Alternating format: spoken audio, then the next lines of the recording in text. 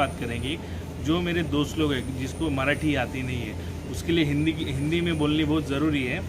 तो हम बात करेंगे पुणे शहर में सासवड रोड, भूमकर नगर, वारजे, नरे, हंडेवाड़ी, उंडरी, खड़ी मशीन चौक, आनंद नगर, इस जगह पे जो इतने सारे खड्डे हैं, ये खड्डे क्यों समझ में नहीं आ रहे हैं। जिस तरीके से अधिकारी वर्ग कुछ भी काम नहीं करेगा, उस तरीके से आमदार, खासदार, सरपंच भी कुछ भी काम नहीं कर रहा है, इससे दिखाई दे रहा है।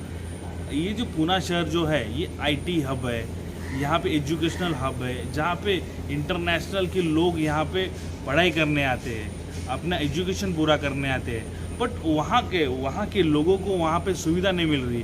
तो जो आउट ऑफ इंडिया से लोग आते हैं, उनको सुविधा कहाँ मिलेगी। जनता का जो टैक्स का पैसा है, ये सरकार कहाँ पे डाल रही है, कुछ समझ में नहीं आ रहा है। पिछली सरकार में भी बहुत सारे लोग पुणे शहर के मंत्री थे। आज भी पुणे शहर का नाम लिया जाता है कि वहाँ पे सबसे ज़्यादा नेता है और मंत्री भी है, बट वहाँ पे लोगों को सुविधा नहीं मिल रही है। ये जो नेता जो लोग हैं, ये सिर्फ क्या संसद में, लोकसभा में सिर्फ जनता के लिए लड़ते रहते हैं कि हम जनता के लिए ये लाएंगे, हम जनता के लिए वो लाएंगे, पर प्रत्यक्ष देखा जाए और आप ग्राउंड लेवल पे देखा जाए तो कुछ मिलता नहीं है।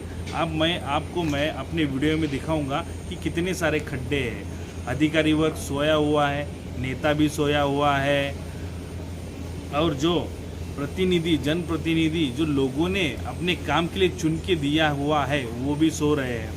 तो जिस तरीके से मैं आपको बताना चाहता हूँ कि ये जो नेता, ये अधिकारी, ये सिर्फ फुकट का महीने का पगार लेंगे क्या, काम कभी करेंगे।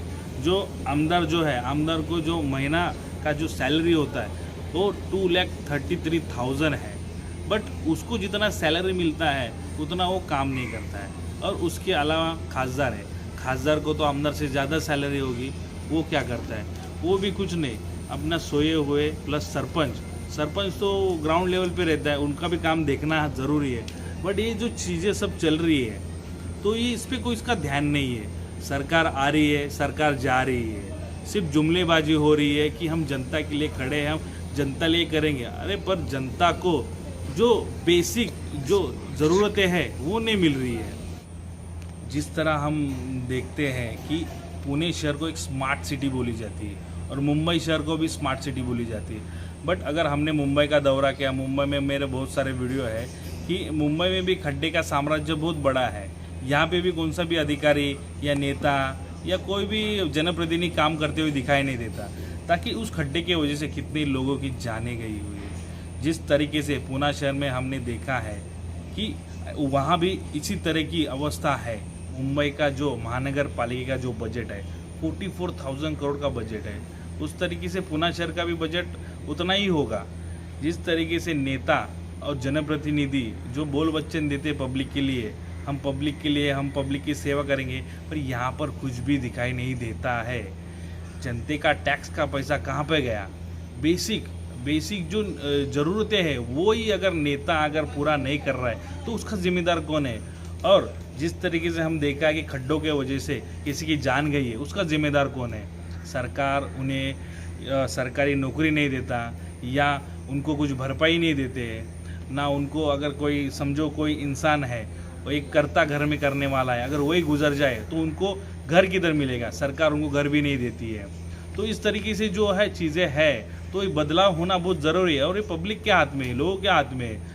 आप ही सज़ा उनको देना चाहिए कि जिस नेता को तुम चुन के देते हो या जनप्रतिनिधि को चुन के देते हो, तुमको पूरा हक है, उसको बड़े चौक में या बाज़ार में लाओ या उनको शिक्षा दो, कड़क कार्रवाई करो। अगर ट्रैफिक के रूल अगर कोई इंसान सामान्य जनता तोड़ता है तो उसको फ़ाइन लगाई जाती है। हेलमेट विदाउट हेलमेट की फ़ाइन हो गई, सीट बेल्ट नहीं है, ड्रिंक एंड ड्राइव है, अभी तो नया निकला है पिछली सीट पे अगर कोई हेलमेट नहीं बना तो उसको भी फ़ाइन है। तो जिस तरह ट्रैफिक पुलिस जहाँ पे देखेगा कि जहाँ पे ट्रैफिक में खड़ा रहना है और ट्रैफिक को क्लीन करना है, वहाँ पे नहीं रहती है। जो ट्रैफिक पुलिस है वो सब जगह पे सिर्फ फ़ाइन मारने के लिए खड़ी हुई है। ये तो कहाँ पे बंद होना चाहिए। मुझे ऐसा लगता है आने वाली सरकार जो अभी आई हुई है, ये सरकार में कुछ बदलाव होगा।